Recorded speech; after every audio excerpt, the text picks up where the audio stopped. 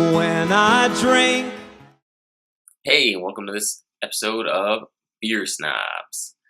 So this week we will be testing and rating, I'll be testing and rating Guinness Draught? I'm not too sure how you say that. Draught. But regardless, I'll be washing it down with Bud Light. And what are you going to be having tonight? Tonight I am going with a River Rat, South Carolina beer, River Rat Double IPA. Man, those IPAs are the worst, and you just doubled it. Yeah, I was trying to find that IBUs in fact for it, and I couldn't. It's an 8.5. Not really looking forward to it. And this week we'll also be washing it down with Chris Bud Light, but I'm drinking it out of the shaker that I made. That's a good shaker. Mon Podge thing. Are they available for purchase yet? Yeah, but soon to be. Actually, I should have looked up, or else I guess I could now, but, mamacita.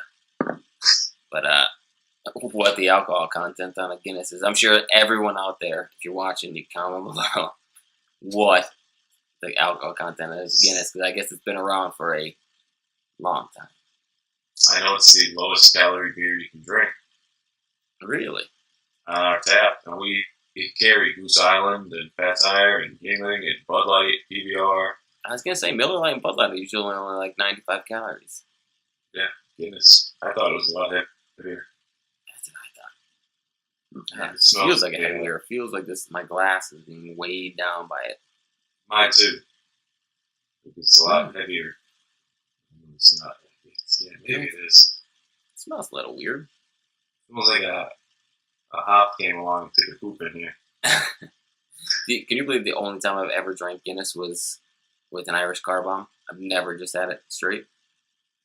Give it a shot.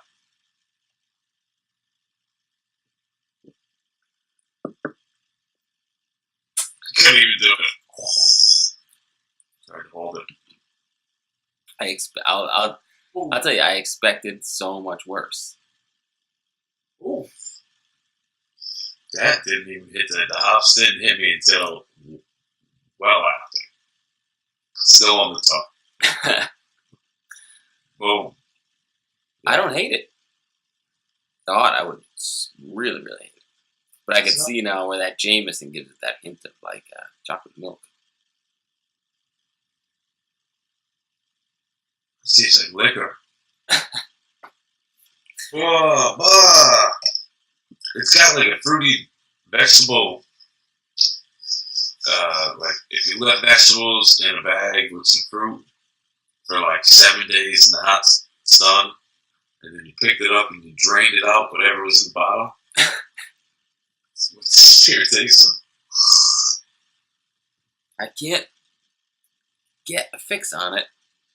It smells and tastes like something I know, but I just can't get a fix on it. Oh. It's definitely not. I thought it was going to be so much heavier and so much worse. It's actually... Well, I guess I'm used to drinking it with Jameson, so it's like a watered-down version of what I'm used to drinking. So it's actually really not good, but not bad. When you add the Baileys in, though, as the floater, that's what turns into that chocolate milk. That's true. I was going to say I should have came to the pro for it. I had a car bomb curdle in my mouth one time, and it just did not go well for the rest of the night. It was disgusting. That's like, what's the other one? A cement mixer or something that you don't drink it really fast? Oh, let's get this rating over, because I know yours is going to be way better than mine. Yeah, let me get another sip of this before. Well, I'll throw out an interesting fact about Guinness. I'm sure that everyone who's watching this is like, I know. People have told us this so many times. But I found out that in 1759, the guy who owns Guinness, or the guy who opened the Guinness place, Arthur Guinness, signed a 9,000-year lease for €45 per year for the brewery. So that holds today. It says, and then it wasn't until 10 years later that he shipped his first 6.5 barrels to Great Britain. So maybe they thought, hey, pay 45 euros, and 5 years you're going out of business. You're out of here. True. 9,000 years later, here we are. Supposedly the lease still holds. I mean, I would love to see where it's at over there. I mean, I'd love to just get over there too, but. Please, when you edit this, when I just said 9,000 years later, here we are, put a picture of Futurama in the background. That's a good one. That would be hilarious. All right, so 9,000 years from now, give me you get out of a time capsule. First thing you think you'd see. Burning planet of ash. Nothing. I wouldn't even open the door because it'd be. You know what? I'll just stay in here a little while. I'm just gonna give me another 9. It looks really bad out there. Give me another 9,000 years to think this over. What if you went 9,000 years and it was exactly the same? Or what if you went forward in time and there was no Earth, so it was just like you're in space? What do you do? Incense. What do you do? And yeah, you don't have enough power to get back.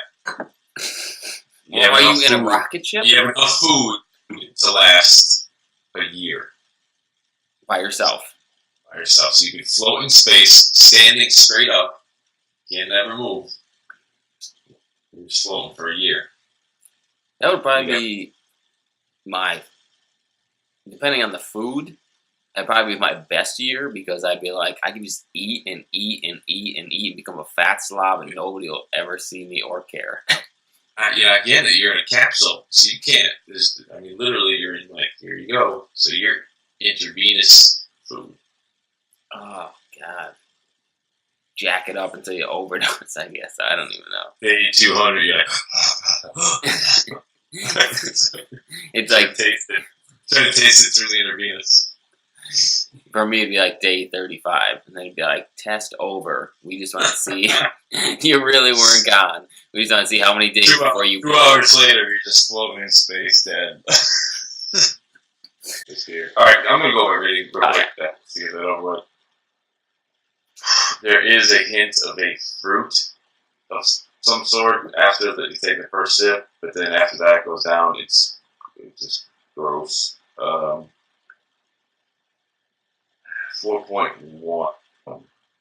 Oh, I'm surprised you're in the 4s on this guy. Now, I think I nailed the smell. I think it's incense. I think like that burning incense smell. Non-choppa. That's what I get. And so I'm going to go with I'm going to go to 6 on this. Not a horrible taste. Wouldn't buy it. Would drink it if somebody bought it for me. Oh yeah, absolutely. Would drink too. Because there's a couple beers that I would get that if somebody bought it for me, I would just like dump it out and then be like, oh, that was good.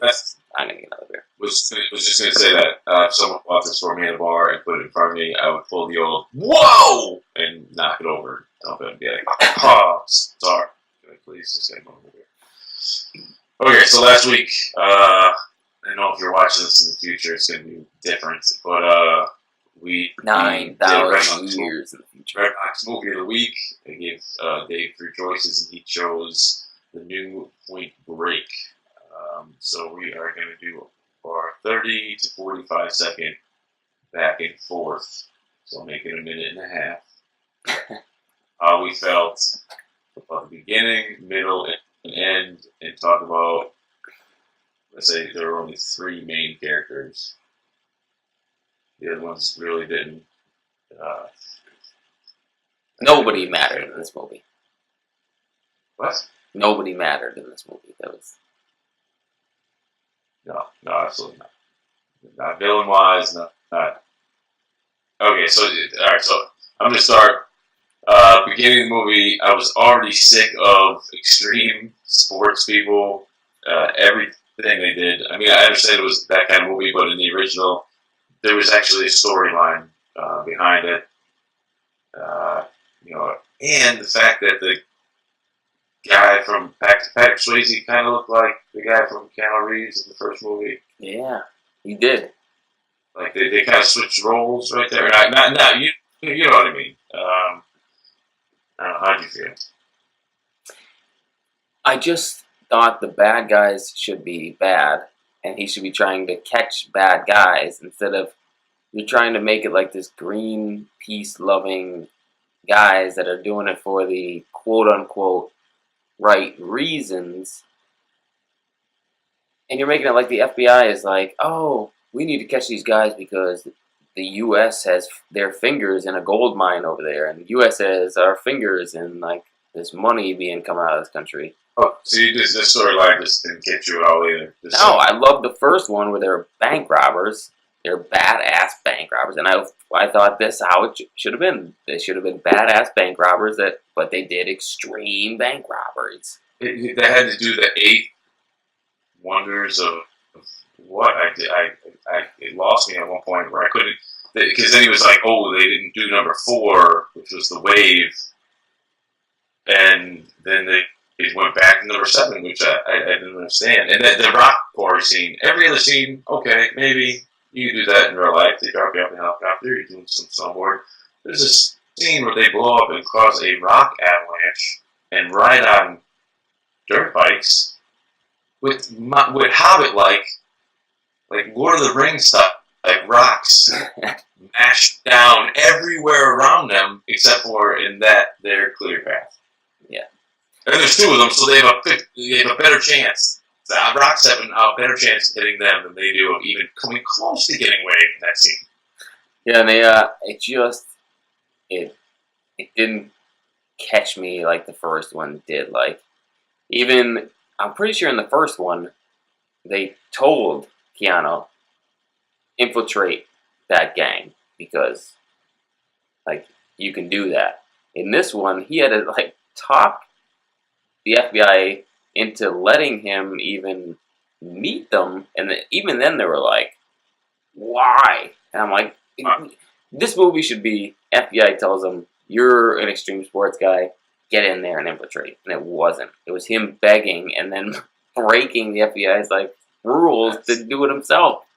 At one point he disappears for 12 days. And then shows back up and his partner's like, where you been? Oh, I tracked you for 24 hours, which means for 11 days. They just left him off on his own to infiltrate they don't even commit, you don't even see the bad guys commit a crime, other than the fact that one of them dies and this FBI agent helps them burn the body during a giant party. That was the first crime that was committed. I mean, of course, in the beginning of the movie you saw guys with masks on. These guys didn't do anything. They did 3 extreme sports runs before they were like, by the way, we're taking down this gold truck. Yeah, for original, so much better. I get 100%. How they redid it to try to get the new generation to like this, but man. Okay, go back and watch the original. I'm gonna rate this one literally not mine 1.2. Yeah, I would stick with I would go with a 3. I mean, some of the stunts were cool to watch, and that's what kept me into it.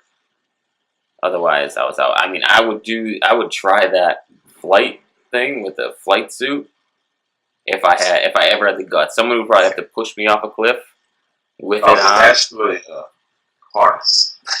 I would do that. That's what I was gonna say. So, what's the most extreme thing you think that you've done? I've gone skydiving, so that I could say that was probably mine. I don't know. And I would do that again. I would recommend that to you. Or Six Flags roller coasters. Like the big. Have you done any of the slingshots or the one in Three Park? Sweeping. Steel Force is the biggest roller coaster around. That's like the biggest one on the East Coast, I guess. terrified, but then I did it like 8 times in a row. So once you get me on, I'm golden. And the next beer snobs we have, maybe on location beer snobs, because I am going to Mexico next week for my vacation. It's gonna be epic. What's the first thing you would do going to Mexico? I would go to an Mayan temple. Oh, I know. I want to go so bad. I've never been to one. And then when Holly first went there when she was younger, you used to be able to walk up the pyramid. As of like 2 years ago, they stopped because the steps have been so worn down. So now you can just go look at them, man. It's fine. I'll do it. I'll suck it up and take that. How about yourself? That I want to do that definitely, but I had gone on a snorkeling expedition down there before to like 2 different locations, and it's the thing you have to do when you get down there. The amount of weird tropical fish stuff that they have in the crystal clear water that they have blows your mind. So, And I will be drinking. Maybe I'll do a Modelo. I mean, maybe the thing that maybe I'll get a Modelo as well. because I was gonna, the main thing people would expect would be Corona, but Chinese.